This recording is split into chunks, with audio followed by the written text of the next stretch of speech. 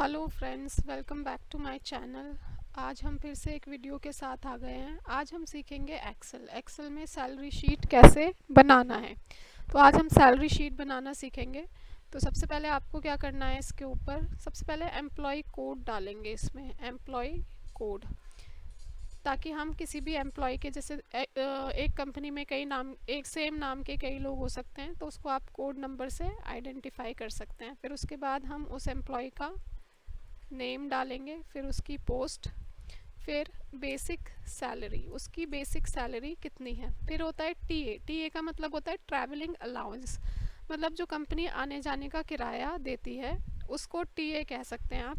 और इसकी परसेंटेज जो है वो घटती बढ़ती रहती है। घटती तो नहीं है, बढ़ती ही है, तो हम कुछ भी ले लेते हैं अपनी मर्ज़ी से। लाइक मैंने यहाँ पे 10% ले लिया इसको। नेक्स्ट होता है डीए। डीए होता है डियरनेस अलाउंस, महंगाई भत्ता। जैसे जैसे सैलरी बढ़ेगी वैसे महंगाई, जैसे जैसे महंगाई बढ़ेगी वैसे सैलरी बढ़ेगी।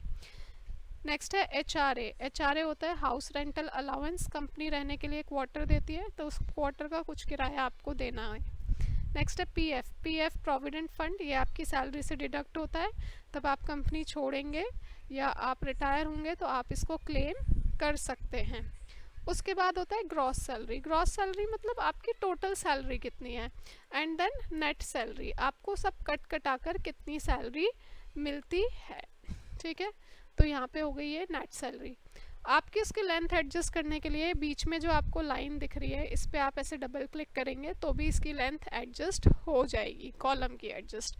या फिर आप ऊपर से सिलेक्ट करिए और थोड़ा सा इसको ड्रैग कर दीजिए तो सबकी इक्वल। अब आप देख सकते हैं जितना सिलेक्टेड कॉलम्स हैं सबकी जो विड्थ है वो इक्वल हो गई है। ठीक है, बाकी आपकी मर्ज़ी, अगर आप सिंगल सिंगल भी करना चाहते हैं तो आप सिंगल सिंगल भी, ऊपर से ही होगी, नीचे से नहीं होगी। ठीक है, तो आपको बीच में यहाँ नहीं रखना है। यहाँ डी और ई के बीच में जैसे लाइन आ रही है तो कर्सर चेंज होगा, यहीं से ही आप इसकी लेंथ को एडजस्ट कर लेते हैं। ठीक है, तो अब यहाँ पे कुछ कोड नंबर डाल लेते हैं आप। सबसे पहले मैंने यहाँ पे लिया, कोई भी कोड नंबर डाल दूँ। नेम ले लो, जो भी आपको नेम डालना है, और कौन सी पोस्ट पे वो काम करता है।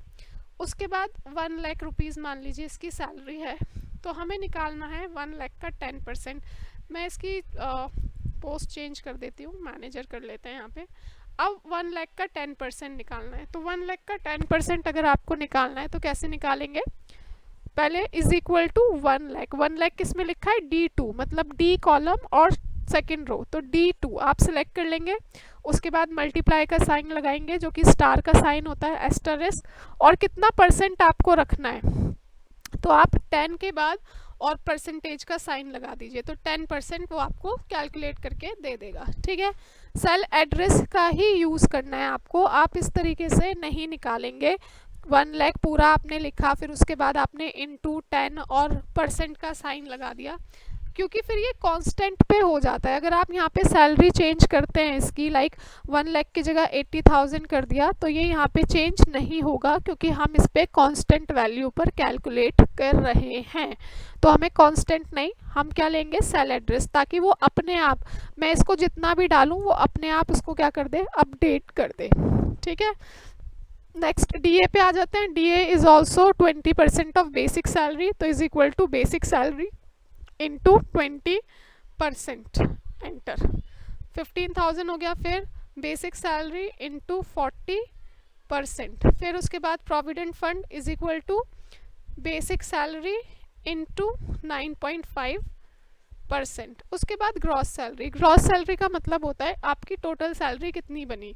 तो कंपनी आपको क्या क्या चीज़ें देती है, बेसिक सैलरी देती है, टीए देती है, डीए देती है, एचआरए देती है, और भी बहुत सारी चीज़ें देती हैं, लेकिन ये हमने बहुत छोटी बेसिक सैलरी स्लिप बनाई है, तो हम इसमें सिर्फ बेसिक सैलरी से एचआरए तक प्लस करेंगे। और प्रोविडेंट फंड जो हमारी सैलरी बनी उसमें से डिडक्ट होता है, तो फिलहाल हम इसको प्लस करेंगे, और प्लस करने का फॉर्मूला होता है हमारा सम। तो first of all we will write is equal to, क्योंकि इससे फॉर्मूला शुरू होता है, फिर SUM सम और ब्रैकेट लगा देंगे। कहाँ से कहाँ तक आपको प्लस करना है, बेसिक सैलरी से लेकर के और केवल एचआरए तक। ठीक है, और एंटर कर देंगे, तो इट विल गिव यू 1,27,500। ठीक, बाकी वो आपकी सैलरी पे डिपेंड करता है कि आपने कितना दिया है। अगर आप यहाँ पे इसको चेंज कर देंगे तो वो उसके हिसाब से आपको कैलकुलेट करके दिखा देगा। ठीक है। नेक्स्ट है नेट सैलरी, आपको कट कटाकर कितनी सैलरी मिल रही है, तो कितनी मिल रही है is equal to gross salary है हमारी, इसमें से हम माइनस कर देंगे प्रोविडेंट फंड, तो हमें कितनी मिल रही है सैलरी, इट इज़ 1,60,500। ठीक है।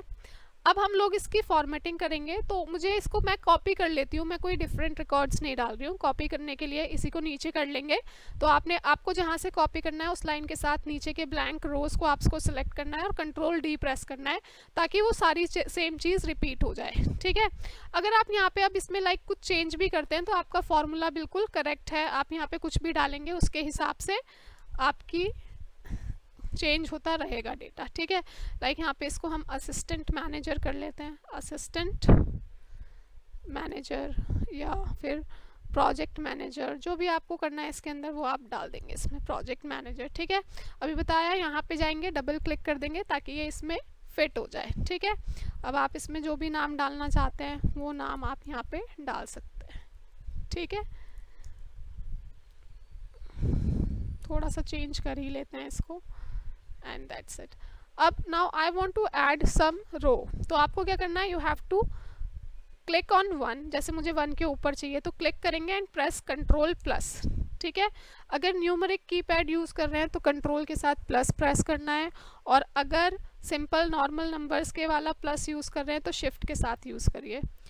अब इसको यहाँ से और जहाँ तक आपकी शीट है वहीं तक सेलेक्ट करना है, and this option merge and centre, इस पर क्लिक कर देंगे और यहाँ पे आप डाल देंगे सैलरी शीट, जो भी आपकी हेडिंग है वो हेडिंग डाल देंगे। ठीक है। उसके बाद if you want to increase the size, बस क्लिक करना है, डबल क्लिक नहीं करना है इसके ऊपर, सिर्फ क्लिक करना है and you can like increase the size and control ए, जितने में आपका डेटा है वो सिलेक्ट हो जाएगा, एंड उसके बाद आपको बॉर्डर लगा देना है इसके ऊपर। ठीक है।